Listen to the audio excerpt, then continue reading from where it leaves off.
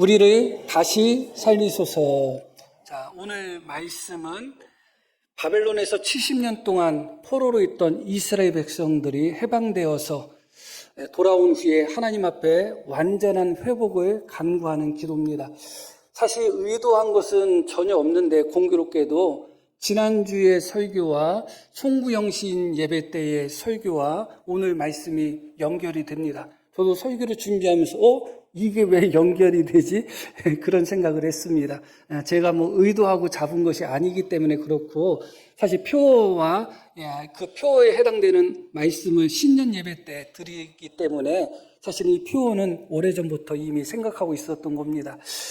지난주에 우리가 예레미야가 민족의 멸망 앞에서 참 낭망하고 가슴 아파하다가 그럼에도 불구하고 하나님이 진멸치 아니하신 하나님의 은혜를 발견하면서 하나님의 은혜가 아침마다 새롭습니다. 그렇게 고백하는 장면을 우리가 보았습니다. 그리고 송구영신 예배 때 참여하신 분들은 잘 아시겠지만 예레미야 29장 말씀을 우리가 함께 보았는데, 예레미야 29장은 예레미야가 바벨론의 포로로 잡혀간 사람들에게 편지를 보낸 내용이에요. 그 내용은 무엇이냐면 그곳에서 속히 돌아오지를 못한다. 70년 동안 그곳에 있을 것이다. 그러니 그곳에서 잘 정착하고 잘 번성하라 하는 내용의 편지입니다. 그러면서 바벨론의 포로로 잡혀간 그들에게 예레미야를 통해서 하나님이 위로의 말씀을 주셨는데, 지난주 송구영신 예배 때 드렸던 말씀이에요. 자, 29장 10절 보면 여호와께서 이와 같이 말씀하시니라. 바벨론에서 70년이 차면 내가 너희를 돌보고 나의 선한 말을 너희에게 성취하여 너희를 이곳으로 돌아오게 하리라. 70년이 차면 너희를 돌보고 나의 선한 말을 너희에게 성취하여 이곳에 다시 돌아오게 하겠다. 이어지는 말씀, 여호와의 말씀이니라. 너희를 향한, 너희는 누구냐? 바벨론의 포로로 잡혀간 그들이에요.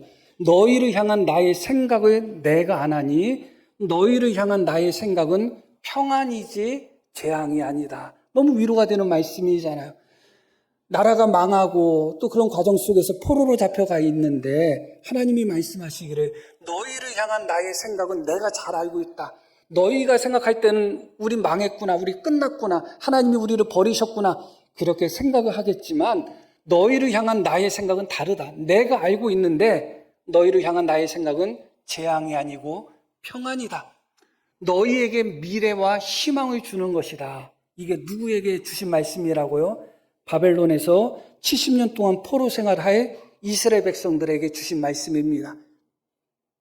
그런데 놀랍게도 같은 장에서 포로로 잡혀가지 않은 유다 땅에 남아있는 사람들에 대한 말씀도 예레미야를 통해서 주셨어요. 그들에게 뭐라고 말씀을 주셨는가? 다윗의 왕자에 앉은 왕과 이 성에 사는 모든 백성 곧 너희와 함께 포로 되어 가지 아니한 너희 형제에게, 너희와 함께 포로 되어 가지 아니한 너희 형제, 누구예요? 유다 땅에 남아있는 자들, 포로로 잡혀가지 않은 사람들이에요. 그들에게 뭐라고 말씀하시냐? 여호와께서 이와 같이 말씀하시는데, 만군의 여호와께서 이와 같이 말씀하시되 보라, 내가 칼과 기근과 전염병을 그들에게 보내어 그들에게 상하여 먹을 수 없는 몹쓸 무화과 같게 하겠다. 너무 놀라운 말씀이에요.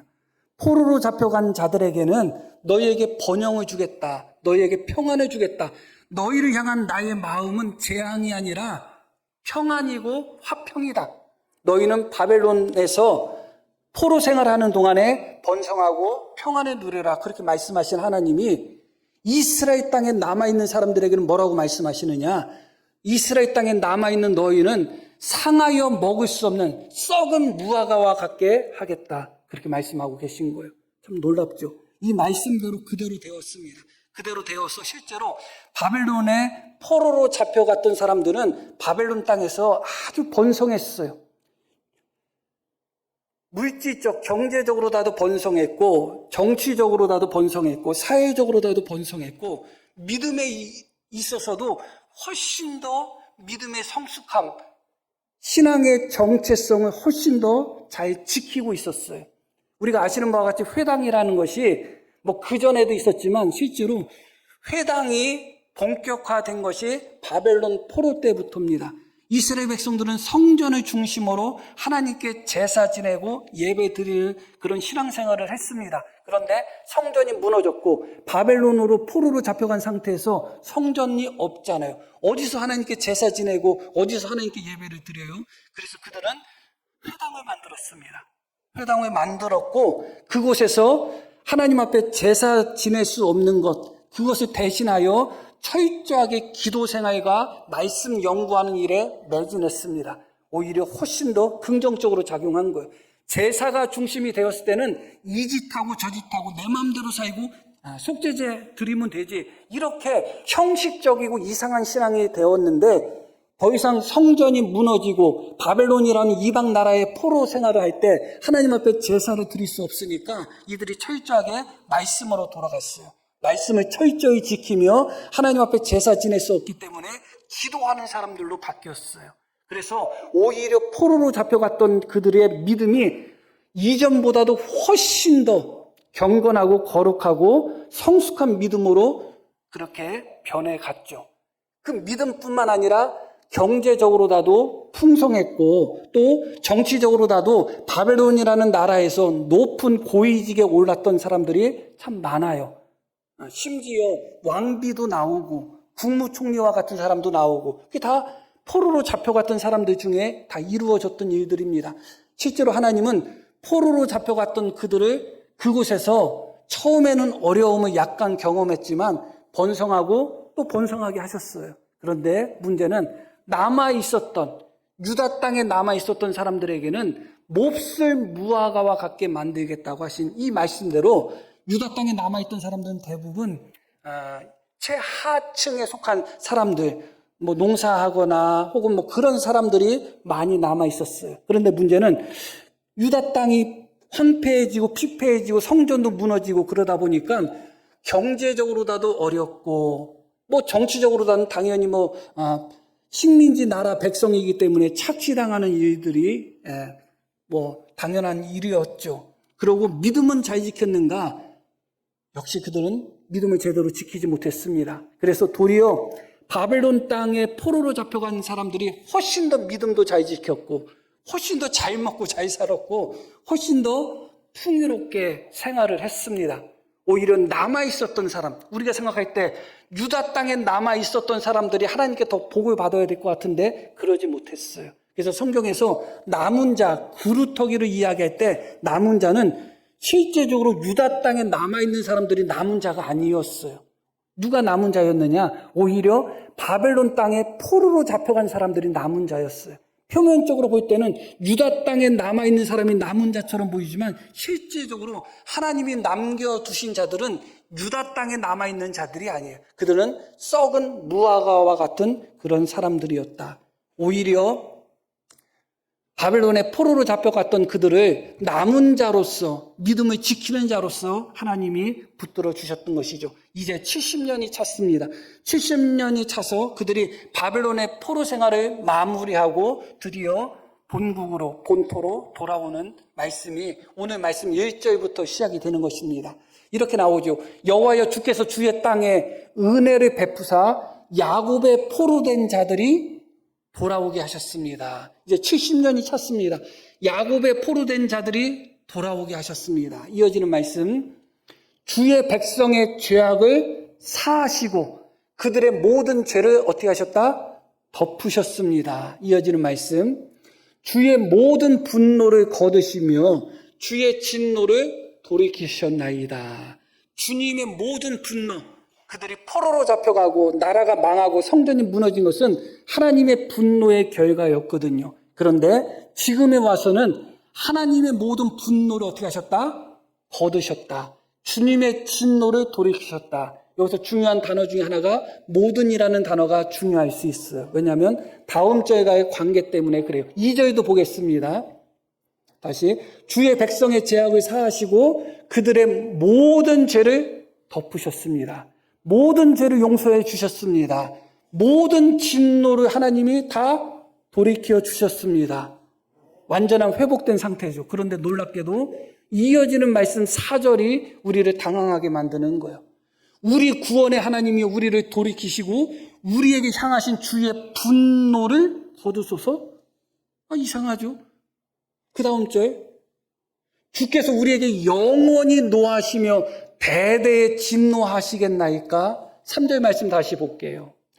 주의 모든 분노를 거두셨습니다. 이렇게 고백했는데 4절, 5절에 가서는 우리에게 영원히 노하시며 대대에 진노하시겠습니까? 이렇게 기도하고 있는 거예요. 이 부분에 대한 여러 가지 해석이 있고 그 해석에 대해서 제가 다 말씀드릴 시간은 없습니다. 그리고 제가 오늘 말씀드리는 해석이 기존의 전통적인 해석과는 다를 수 있는 부분도 분명히 있습니다.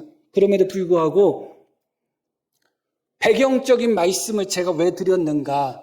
70년 바벨론의 포로 생활하는 동안에 바벨론의 포로 생활했던 그들의 모습과 유다 땅에 남아있었던 사람들의 모습이 어떻게 달랐는지 그 배경적인 설명을 한 이유가 거기 있어요. 만약에 저도 송구영신 예배 때 그 말씀을 안 드렸고 또 지난주에 그 말씀을 드리지 않았다면 아마 일반적인 해석을 따랐을 것 같습니다. 그런데 송구영신 예배 때 드렸던 말씀, 제가 오늘 배경적으로 드렸던 말씀과 이 말씀을 우리가 연결시키면 다른 관점으로 볼 수밖에 없어요. 그것은 무엇인가? 1절부터 3절까지에는 우리라는 단어가 전혀 등장하지 않아요. 그리고 4절부터는 우리가 정신없이 나와요. 우리가 정신없이 나와요. 왜 그럴까요? 1절부터 3절까지는 우리라는 단어가 전혀 안 나오는데 4절부터 7절까지는 우리가 참 여러 번 나와요. 그것은 1절과 3절 또 4절과 7절이 구별되어 있다는 거예요. 구분되어 있다는 거예요. 전통적인 해석은 무엇이냐? 1절과 3절을 하나님께서 과거에 베풀어 주셨던 구원의 은혜를 회상한다고 봅니다. 그리고 그럼에도 불구하고 지금 다시 이스라엘 백성들이 하나님의 은혜를 까먹고 하나님의 은혜를 놓치고 다시 죄악 가운데 고난 당할 때 이전에 베풀어 주셨던 구원의 은혜, 회복의 은혜, 돌이키신 은혜를 다시 한번 우리에게 베풀어 주십시오. 이렇게 이해하는 것이 전통적인 이해고 해석입니다. 정통이 아니라 전통이라고 말씀드렸어요. 전통. 그렇게 많이 해석되어 온 거예요. 그런데 그렇게 보기에는 1절부터 3절까지 우리라는 단어가 전혀 찾아볼 수가 없다는 거예요. 만약에 그렇게 해석한다면 이렇게 말씀이 나와요.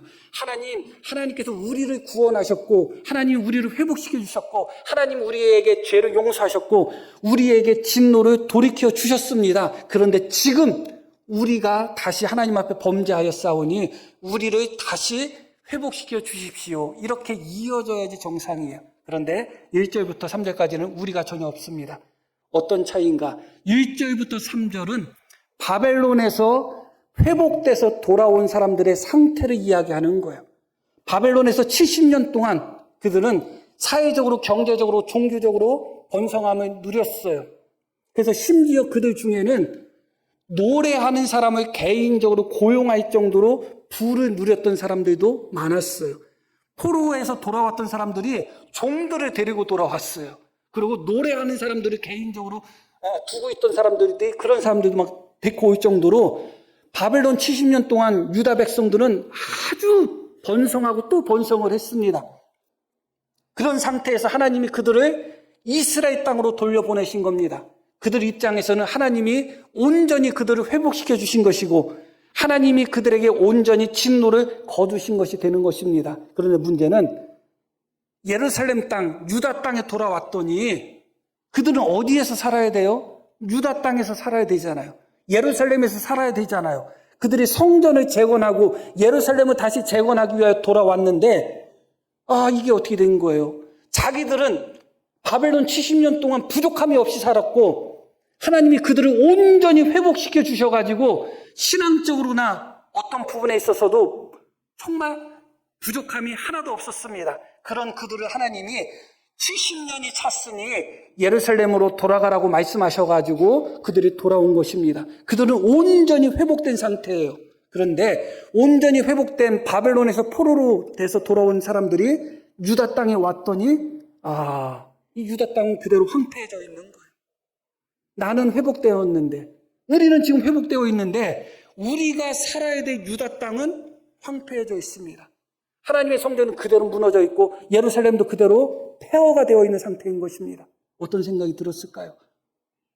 그런 상태에서 바벨론에서 70년 동안 포로 생활했던 그들은 그곳에서도 번성했고 그곳에서도 신앙을 잘 지켰고 하나님께서 그들을 온전히 회복시켜 주셨는데, 문제는 유다 땅에 남아 있었던 이스라엘 백성들은 그렇지 못했다는 거예요.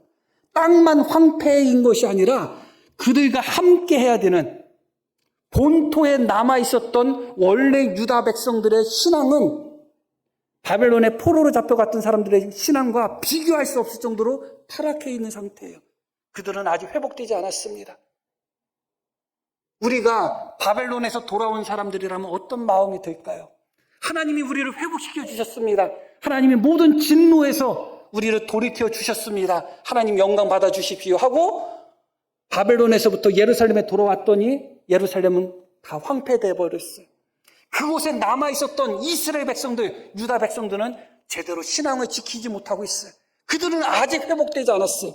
나는 회복됐는데 예루살렘 땅은 회복되지 않고 유다 땅은 회복되지 않았어요. 우리는 회복됐는데, 바벨론의 포로로 있던 우리는 회복되었는데, 신앙적으로라도 믿음적으로라도 경제적으로라도 다 회복됐는데 유다 땅에 남아있었던 유다 백성들은 회복되지 못한 상태인 것입니다. 그때 시편 기자는 우리라는 공동체의 용어를 사용하고 있는 것입니다. 바벨론에서 포로로 돌아왔던 그들만 회복돼서는 안 됩니다. 그들이 살아야 되는 땅이 회복돼야 돼요. 땅은 여전히 황폐해져 있습니다.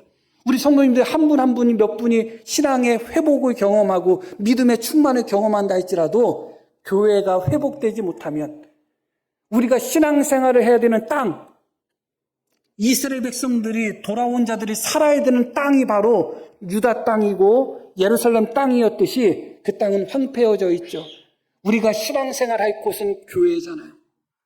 그런데 내 믿음은 회복되었는데 교회가 회복되지 못했다. 그곳에서 신앙생활을 한다면 어떨까요? 내 믿음은 회복되었는데 다른 성도들의 믿음은 회복되지 못한 거예요. 여전히 황폐한 상태에 머물러 있는 거예요. 그렇다면 그 공동체가 온전히 설 수 있겠어요? 그런 마음 속에서 간구하는 겁니다. 하나님, 우리를 회복시켜 주십시오. 바벨론에서 포로로 있던 우리뿐만 아니라 원래 본토에 있었던 유다 백성들도 회복시켜 주십시오.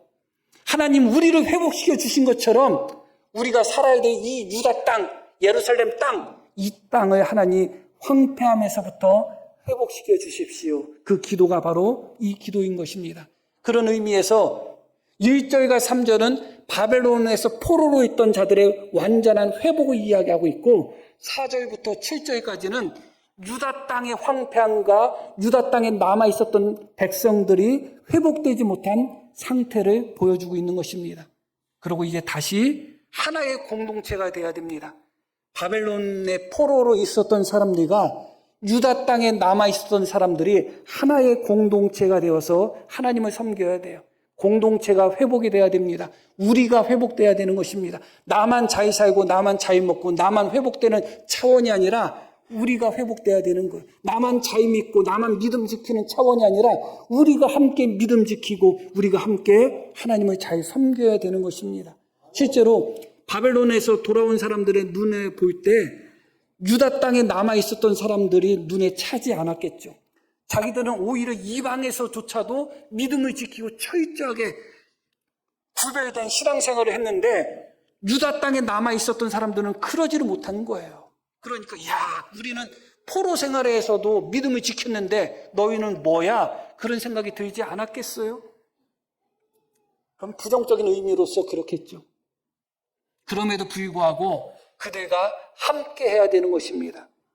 그리고 이제 바벨론에서 70년 동안 살았다 할지라도 그들이 살아야 될 곳은 어디예요? 유다 땅입니다.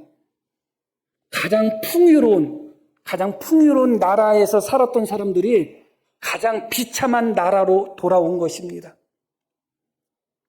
이렇게 생각하시면 됩니다. 미국에서 잘 먹고 잘 살다가 우리나라 전쟁이 끝나자마자 우리나라에 돌아왔다고 생각해 보시오.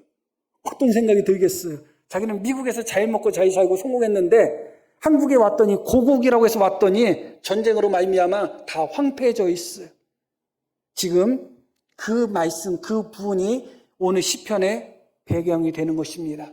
그러므로 6절에 이렇게 기도하고 있는 것입니다. 주께서 우리를 다시 살리사 바벨론에서 포로로 돌아온 사람들뿐만 아니라 유다 땅에서 여전히 황폐한 상태로 있는 본토의 유다 백성들까지 우리를 다시 살리사 주의 백성이 주를 기뻐하도록 하지 아니하시겠나이까. 하나님 아버지, 하나님께서 바벨론 포로로 됐던 우리를 회복시켜 주셨습니다. 그러나 우리가 본토에 돌아와서 봤더니, 유다 땅 예루살렘에서 돌아와서 봤더니 우리가 살아야 되는 예루살렘이, 유다 땅이 여전히 황폐합니다. 그리고 그곳에 남아있었던 우리 형제들, 그들과 한 형제로 하나님을 함께 섬겨야 되는데 그들의 신앙도 그렇고 그들의 경제적인 형편도 그렇고 너무 그들도 황폐한 상태입니다. 하나님, 우리를 다시 살려주십시오. 이 땅을 다시 고쳐주시고 이곳에 남아있던 사람들의 믿음과 삶의 모든 부분을 하나님 다시 회복시켜 주십시오. 그래서 우리가 주의 백성들이 하나님을 기뻐하도록 그렇게 해주시면 안 되겠습니까? 이게 너무나 간절한 기도죠. 항상 우리에게 있어서는 공동체를 위한, 교회를 위한 기도가 언제나 있어야 돼요. 나의 신앙의 회복도 너무 중요합니다. 그러나 공동체의 회복은 그것과 비교할 수 없습니다. 함께 신앙생활을 하는 공동체, 함께 신앙생활하는 교회, 우리가 함께 섬겨야 되는 교회, 이 공동체라는 것은 너무너무 중요한 것이죠. 그래서 다시 한번 하나님 앞에 우리 전체를, 유다 땅에 남아있는 사람까지 포함해서 우리 모두를 하나님 다시 한번 살려주십시오. 기도하고 있습니다. 그렇게 하나님의 구원의 은혜를 기도하고 그 구원의 은혜가 임하기 위해서 전제 조건이 몇 가지가 있습니다. 그러나 오늘 말씀 속에서는 한 가지만 살펴보려고 합니다. 그것은 무엇이냐? 모두의 제가 드렸던 배경을 조금 기억하시면서 생각하시면 됩니다. 오히려 바벨론의 포로로 잡혀갔던 사람들이 더 믿음을 잘 지켰다고 말씀드렸어요. 그리고 더 잘 먹고 잘 살았어요. 더 높은 자리에 있었던 사람들입니다. 돌아와 봤더니 유다 백성들은 교육 수준도 그렇고 생활 수준도 그렇고 믿음 수준도 그렇고 아주 바닥에 있어요. 어떤 생각이 들었을까요? 아유, 저 사람들하고 어떻게 같이 하나가 될 수 있을까? 아유, 저게 수준도 맞지도 않고 생각도 맞지도 않고 믿음도 맞지도 않고 아유, 같은 민족이라는 게 부끄러워. 그런 생각이 들 수도 있겠죠. 남아있었던 유다 본토에 남아있었던 그들의 생각은 또 어땠을까요? 굴러온 돌이 박힌 돌을 빼낸다듯이 그래도 좋으나 나쁘나 싫으나 유다 땅을 지켰던 사람들은 그들인데 바벨론에서 포로가 됐다고 돌아온 사람들이 그 사람들이 조금 잘 살고 조금 더 믿음 좋고 신앙 좋다고 해서 그 사람들이 마치 주인 노릇을 하는 거예요. 어떤 생각이 들었겠어요? 성전을 건축한다고 할 때도 그 사람들이 중심이 돼서 성전을 건축하고 남아있던 사람들도 거기에 참여를 해야 되겠죠. 예루살렘을 다시 재건하는 데 있어서도 돌아온 사람들이 중심이 되어서 그 일을 하는 겁니다. 그리고 실제로 말씀드렸듯이 믿음에 있어서나 생활 수준이나 모든 부분에 있어서 돌아온 사람들이 훨씬 더 높은 수준을 유지하고 있습니다. 그렇다면 본토에 있던 유다 백성들과 포로에서 돌아온 이스라엘 백성들, 유다 백성들 간의 하나됨이 과연 쉬웠을까요? 어려웠겠죠. 서로가 어려웠겠죠. 그래서 놀라운 말씀이 10절에 주어집니다. 이렇게 말씀이 나와요. 인애와 진리가 같이 만나고 의와 화평이 서로 입맞추었다. 문장 자체도 참 아름다워요. 의와 화평이 서로 입맞추었다. 의와 화평은 서로 갈등되는 그런 요소를 가지고 있어요. 서로 반대되거나 상충되는 요소를 가지고 있잖아요. 의를 주장하다 보면 화평이 깨질 때가 있어요. 그러나 화평을 주장하다 보면 의로움이 깨질 때가 있어요. 아이, 좋은 게 다 좋은 거지 하다 보면 공의가 깨어질 수가 있습니다. 그런데 공의만 주장하다 보면 서로 평화가 생기지 않고 갈등만 생길 수가 있어요. 의와 화평은 서로 반대 요소를 가지고 있습니다. 물과 기름과 같은 성격이 어떤 의미에서, 그런데 의와 화평이 서로 입맞추었다는 거예요. 너무 놀라운 말씀이죠. 인애와 진리도 마찬가지예요. 인애는 사랑, 자비, 용서를 의미하는 것입니다. 그런데 인애만 강조하다 보면 진리가 손상될 수 있지 않겠어요? 아유, 뭐 잘못했든 어떻게 했든 그냥 다 용서해. 그게 좋잖아. 그러다 보면 진리는 잃어버리게 되는 것입니다. 그러나 진리만 강조하다 보면 어떻게 되겠어요? 사랑이 없어지고 냉랭해질 수밖에 없어요. 옳고 그름만 따지다 보면 바벨론에서 돌아온 사람들의 입장에서 볼 때는 본토 유대인들의 신앙이 신앙처럼 보이지 않았을 거예요. 니네 그렇게 신앙생활해서 돼? 그들은 아마 진리를 더 강조하고 의를 더 강조했을 가능성이 큽니다. 그러면 하나가 됐을까요? 하나 되기 어렵습니다. 그런데 놀랍게도 하나님 안에서는 서로 반대되는 것처럼 보이는, 서로 상충되는 것처럼 보이는 이 하나님의 품성들이, 이 덕목들이 하나가 되고 있다는 거예요. 인애와 진리가 서로 갈라서는 것이 아니라 같이 만나고 있다는 거예요. 의와 화평이 서로 입맞추고 있다는 거예요. 무엇을 보여주고 있는 거예요? 이스라엘 백성들 안에 그것이 나타나야 됨을 보여주고 있는 거예요. 하나님 안에서 인애와 진리가 만나고 의와 공의와 정의와 화평이 서로 입맞추는 것처럼 이스라엘 백성들 안에서도 70년이라는 간격이 있잖아요. 시간적으로 70년이라는 세월이 흘렀습니다. 공간적으로 바벨론이라는 땅과 유다의 팔레스틴이라는 땅, 공간적으로 다도 차이가 있습니다. 70년이라는 시공간을 뛰어넘어서 그들이 하나가 되기 위해서는 마치 인애와 진리가 하나가 되고 의와 화평이 하나가 되는 것처럼, 서로 입맞추는 것처럼 그들 속에 그런 놀라운 조화와 하나됨이 요청되고 있는 것이죠. 불가능처럼 보이죠. 그러나 그렇지 않다는 것입니다. 너희 속에 인애와 진리가 하나가 돼야 된다. 하나님의 긍휼만 주장하고 진리를 손상시켜서도 안 되고 진리만 주장하면서 배척해서도 안 된다. 마치 하나님 안에서 인애와 진리, 하나님 안에서 의와 화평이 서로 만나고 하나가 되는 것처럼 너희가 서로 다르고, 너희 생각이 서로 다르고, 너희 믿음의 수준이 서로 다른다 할지라도 너희 안에, 믿는 너희 속에 서로 다른 공동체였던 너희가 이제 하나의 공동체가 되어서 너희 속에 인애와 진리가 만나는 역사가 나타나야 된다. 주님은 말씀하고 계시는 것이죠. 그 땅에 이제 인애와 진리가 만나는 역사가 있어야 돼요. 이게 만나지 않으면 어떻게 되겠어요? 의와 화평이 서로 입맞추는 역사가 그 땅에 나타나야 돼요. 이게 나타나지 않으면 어떻게 하겠어요? 우리나라도 마찬가지입니다. 과연 우리나라 이 진영 갈등이 과연 어떻게 될지 모르겠습니다. 우리 안에서도, 우리 민족 안에서도 인애와 진리가 같이 만나고 의와 화평이 서로 입맞추어야 되는 거예요. 본질적으로 진보의 가치가 있고 보수의 가치가 있습니다. 그리고 제가 오픈 AI 몇 군데한테 물어봤더니 얘네가 자기 대답은 안 하려고 하는데, 자기는, 그래서 내가 물었죠. 너는 굳이 진보와 보수, 좌파와 우파 중에 선택하려면 뭐 선택할 거야? 저는 좌파를 선택하겠습니다 하는 오픈 AI가 몇 개가 있어요. 왜냐? 그 이상이 좋은 이상이기 때문에 그래요. 이상이. 자유민주주의 안에서는 진보는 너무 놀랍고 좋은 이상을 가지고 있어요. 그러나 문제는 진보와 좌파, 보수와 우파, 이것은 인애와 진리가 같이 만날 수 있는 것처럼 서로 배척관계에 있지 않습니다. 의와 화평이 서로 입맞추는 것처럼 서로 대적관계에 있지 않아요. 그러나 우리나라는 지금 참 건너올 수 없는 강에 건넌 것 같은 심각한 상황 속에 있습니다. 선동하는 자와 선동당하는 자들만 있기 때문에 그래요.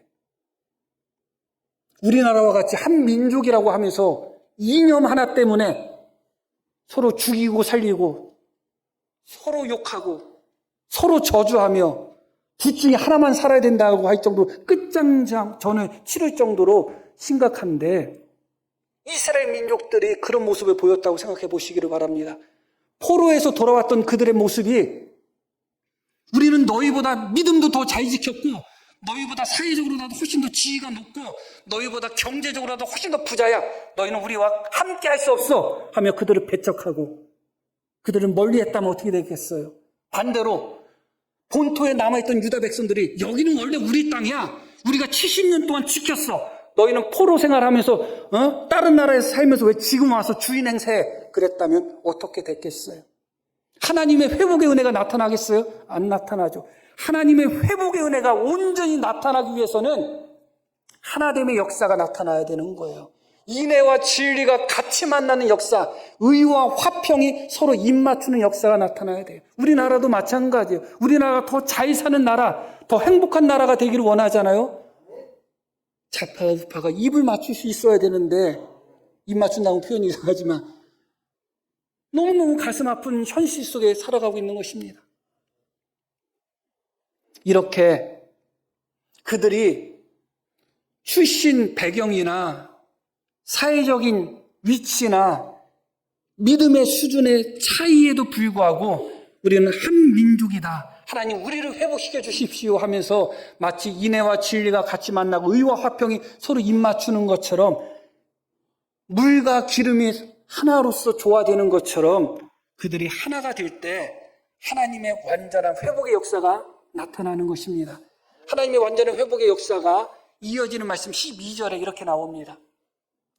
여호와께서 좋은 것을 주시리니 우리 땅이 그 산물을 내리로다. 우리 함께 읽겠습니다. 여호와께서 좋은 것을 주시리니 우리 땅이 그 산물을 내리로다. 2025년도 하나님께서 우리 교회 위에 좋은 것을 주시기를 원합니다. 우리 성도님들 가정 위에도 여호와께서 좋은 것을 주시기를 원합니다. 그러기 위해서 어떻게 해야 돼요? 공동체의 회복을 위한 기도가 있어야 됩니다. 서로가 회복하기 위한 간절함이 있어야 돼요. 우리가 회복되고자 하는 간절함. 그리고 생각이 다르고 마음이 다르고 마음이 맞지 않는다 할지라도 우리 안에서는 인애와 진리가 만나고 의와 화평이 입맞추는 것 같은 하나됨의 역사가 나타나야 되는 것입니다. 그런 역사가 나타남으로 말미암아 올 한 해 2025년도 여호와께서 우리 모두에게 좋은 것을 주시는 놀라운 한 해가 되기를 간절히 소망합니다. 자, 우리 들으신 말씀 기억하며 함께 기도합니다.